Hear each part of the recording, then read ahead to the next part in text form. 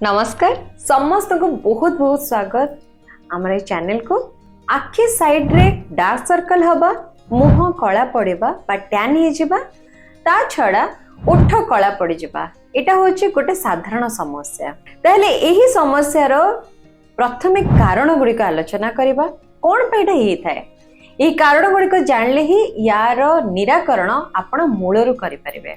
ताहले देरी न करी चलंतु जल्दी स्टार्ट करिया वीडियोटी। जय जगन्नाथ, समस्त को बहुत बहुत स्वागत।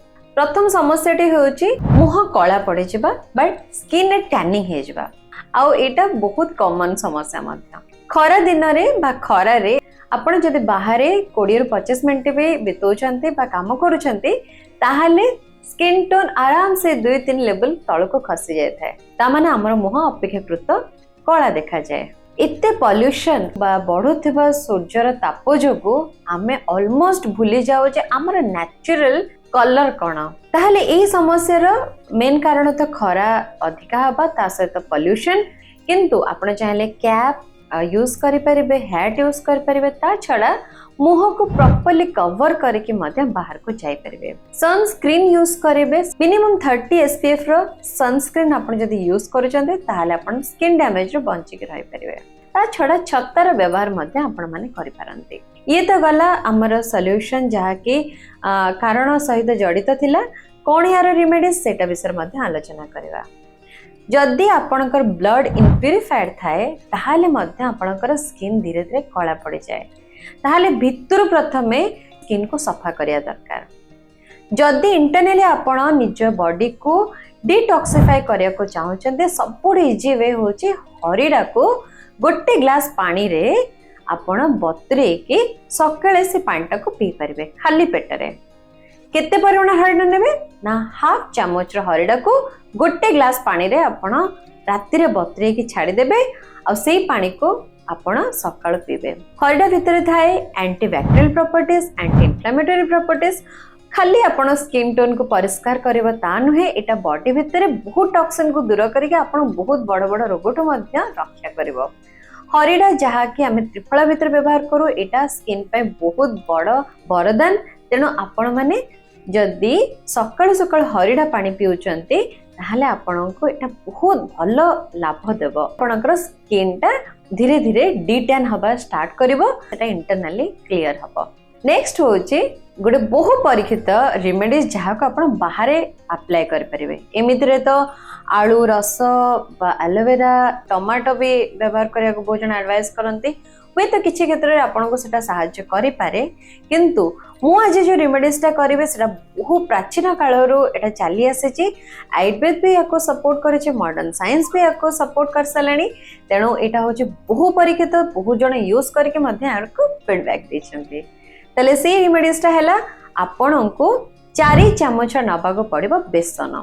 बेसन होची बुट डाली रो गुंड। बेसन हमर स्किन को एक्सफोलिएट करि थाए, हम स्किन को लाइटनिंग करिया रे बहुत सहायता करि थाए। ताले फर्स्ट इंग्रेडिएंट्स आमे एठी नै गेले बेसन, ता सहित नै जिबा गोटे चामच हळदी। हळदी तो आपण माने समस्त जानि छन्ते जेटा स्किन पे कित्ते दरकारी। बहु प्राचीन 100 वर्ष आगुरु हळदीर प्रचलन आम भारत रे हेई आसेची, जहा कि स्किन पई की वरदान सदृश। खाली भारत रे नुहे, भारतीय कल्चर को फॉलो करके बहुत पाश्चात्य जगत रे मध्य टर्मरिक यूज करिया स्टार्ट कर दे छन्ते। ताले हळदी को आपण नेइ जिबे गोटे चामच। गोटे चामच हळदी 4 चामच बेसन रे मिसेबा सहित थर्ड इंग्रेडिएंट्स हबो दही। दही होची गोटे बहुत सुंदर मॉइस्चराइजिंग प्रॉपर्टी थिबा इंग्रेडिएंट्स। ता सहित आपण दही को जस्ट पेस्ट हवा पर्यंत क्वांटिटी रे मिसेबे। दही जेते खट्टा हबो सेते भलो। एही खट्टा दही को आपण स्किन रे जतले लगेबे सेतरे लाइटनिंग प्रॉपर्टीज थाए, जहा के स्किन रो टैनिंग इफेक्ट को दूर करि थाए बा आपनको स्किन को ग्लो करिया रे सहायता करते। मॉइस्चराइजिंग इफेक्ट जोगु आपनकर स्किन डैमेज को मध्य एटा रोकी थाए। लैक्टिक एसिड जोगु आपन स्किन रो हेल्थ मध्य इंप्रूव होता है। लगातार 4 दिन यूज कला परे तार इफेक्ट आपण निजे ही जान परिबे। इवन आपण याको जे कोनसे समय रे लगे पारंते। यार पेस्ट को लगे कि आपण 15-20 मिनिट पर्यंत छाड़ी देबे, तापर ठंडा पानी रे धोई देबे। धोइबा परे टिके आपनको रेडिश मुह देखा जाय पारे बट आपण सेतरे चिंतित हेबेनी कारण इनिशियली एटा देखा जिवो आ एटा देखा जिबा द्वारा ही आपण जानि परिबे जे ए रेमेडीज ता आपनकर काम करूचे 4 रु 5 दिन कला परे आपण निजे ही बुझी परिबे जे आपण टैनिंग ते पूरा दूर हो जाए। बहुत जन स्किन रे बहुत जल्दी इफेक्ट करि पारे बहुत जन क्षेत्र रे टिके लेट हे पारे। नेक्स्ट होची आखि साइड रे डार्क सर्कल हबा।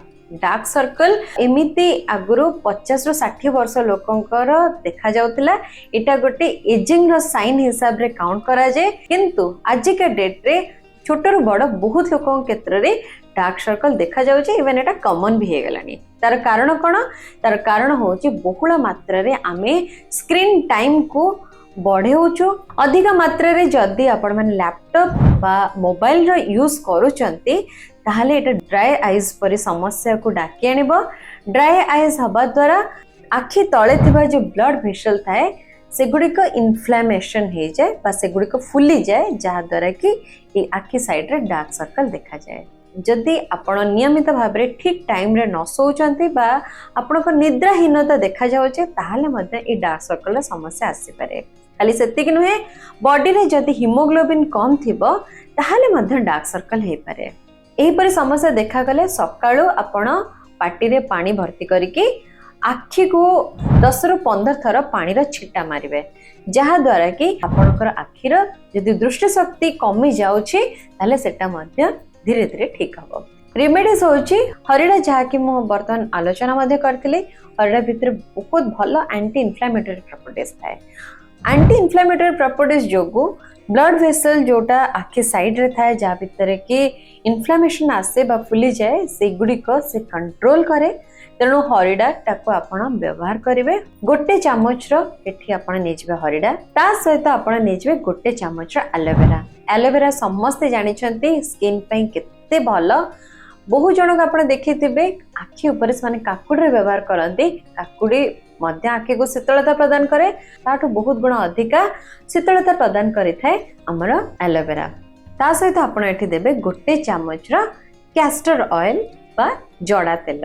कोल्ड प्रेस कैस्टर ऑयल आपण एठी व्यवहार कर परंती बाजार आपण नै परंती नले ऑनलाइन मध्ये ऑर्डर कर परंती।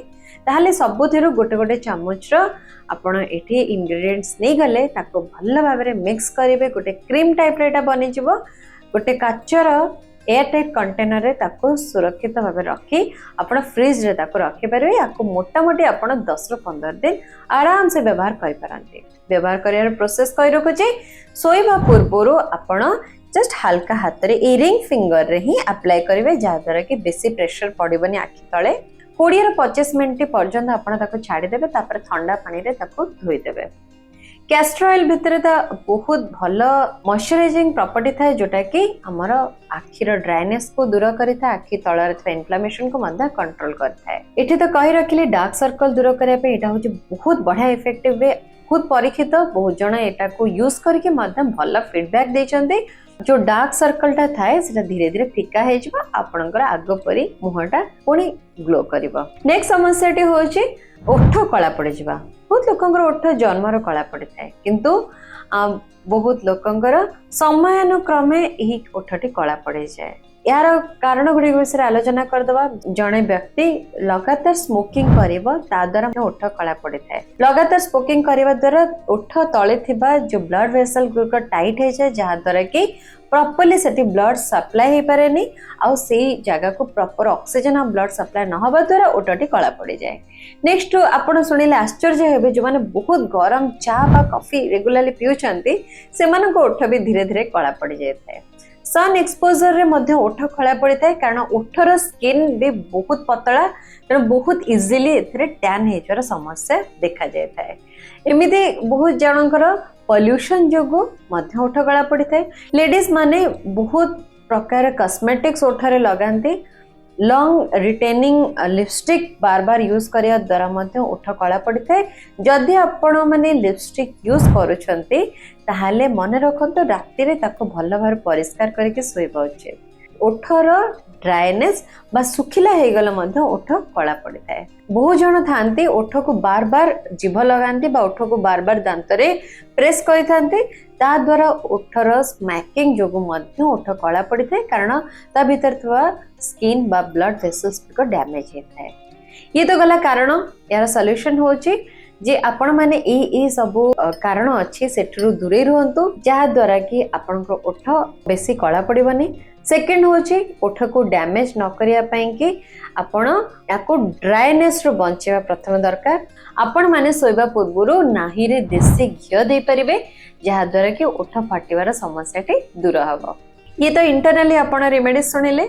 नेक्स्ट होची तो ऊपर किपरि ताको क्लीन करबा आपण नै जिवे हाफ चम्मच रो महू आ ता भितरे किछि बुंदार नै जिवे लेंबू महू और लेंबू लगे के आपण किछि समय छाडी देबे तापरे धीरे धीरे हल्का हाथ रे भल के मसाज करके से गुडी को रिमूव कर देबे। ता द्वारा डेड सेल गुडी को जहा पोल्यूशन द्वारा जमी थाए से गुडी को दूर हो जाए। ता ऊपर गोटे लगेबा मास्क को तैयारी करिया पई सेथरे प्रथम नै जिबा किछि हळदी सर नहीं जावा। जदि आपण पाखे सर अवेलेबल नहीं ताहले आपण खाली कंचा क्षीर भी नहीं पारंते। 2 ରୁ 4 बुंदा दे देबा तरे गोलाप जल जहा कि हमर ओठ को पिंकिश करिवो, सर जहा कि हमर ओठ को मॉइस्चराइज करिवो, हळदी जहा कि हमर टैनिंग जो हेथाय कलापण को दूर करिवो। ये तीनटी भल भाव लगे के 20 ରୁ 25 मिनट पर्यंत ओठ को सेमती छाड़ी देबे। तापरे धीरे धीरे हल्का हाथ रे मसाज करके ताको रिमूव कर देबे। ताको परिष्कार करके धोई देला परे देखिबे धीरे धीरे ए जो टैनिंग होचे सेटा दूर हो जिवो। बहुत जन केस रे ओठ बा आखि तळ हीमोग्लोबिन डेफिशिएंसी बा आम रक्तहीनता जो थाए से आपण नहीं जिबे हाफ बीटरूट ताकू काटिकी आपण ग्राइंडर जार भीतर नहीं गले ता छड़ा नहीं जिबे गाजर गोटे आउ अला गोटे तादर मिसेकी ताकू ग्राइंडिंग करके मोटा मोटी 7 ରୁ 8 दिन पियंतु देखिबे धीरे धीरे हीमोग्लोबिन लेवल बढ़िबो और रक्तहीनतार समस्या मध्ये दूर हो जिवो। आपण रक्तहीनता समस्या दूर होबा द्वारा मध्ये फेस रे ग्लो आसीबो। आपण डार्क सर्कल और डार्क लेव्स मध्ये समस्या दूर हो जिवो।